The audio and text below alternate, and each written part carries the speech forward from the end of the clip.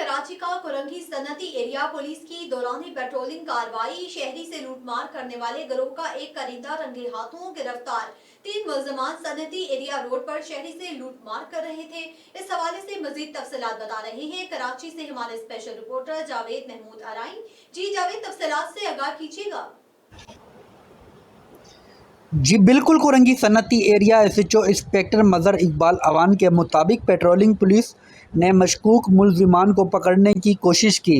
मुल्जिमान एक साथी को हिकमत अमली से गिरफ्तार कर लिया गया है। गिरफ्तार मुल्जिम से असला, एक पिस्टल और छिना हुआ मोबाइल फ़ोन बरामद।